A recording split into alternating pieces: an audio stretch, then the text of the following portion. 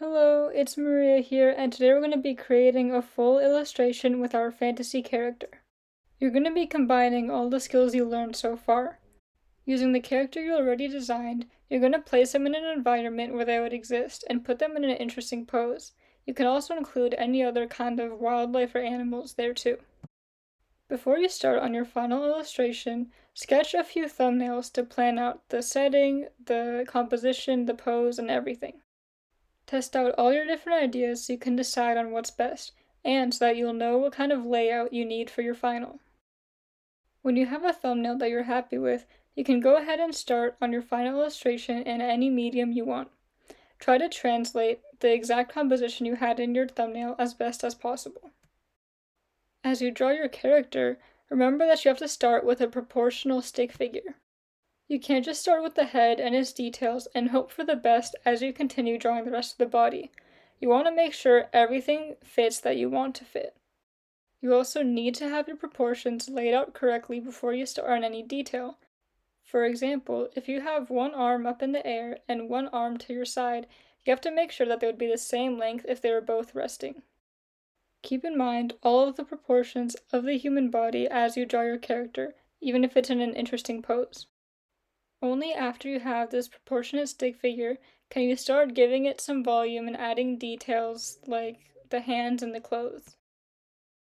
You should have been thinking about this as you designed your character, but imagine what kind of environment your character would live in. For example, my character is an alien, so they're going to be in a spaceship pointing at the stars. But because a spaceship is supposed to be some really advanced technology, I'm going to make the inside of this room very cool toned, very metallic looking, and not very organic. But I can't just have a completely boring and plain looking room. I'm still going to add something like a long desk and maybe some shelves on the side. Even if you know what type of environment you want your character to live in, you have to plan out some really specific details of how to make it look interesting and how to make it look personal to your character. As you come up with ideas for your illustration, keep in mind what makes a good composition, and also make sure that you keep the focus on your character itself. I want to make sure there's no huge, empty, boring spaces in my composition, because then it looks awkward and unbalanced. However, I'm still going to keep the focus on my character by giving that area the most contrast and the most detail.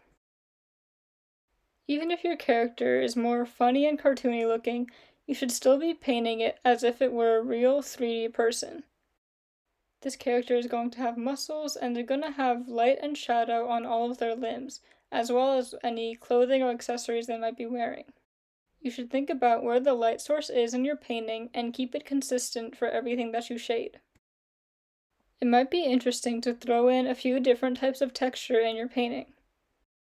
If you want something to look really soft and smooth, there shouldn't be a dramatic difference between the light and the shadow. If you want something to look metallic, however, you want to have really extreme highlights and really dark shadows that could even be right next to the highlights. After I put a few finishing touches on my illustration, I'm done. Now, it's your turn.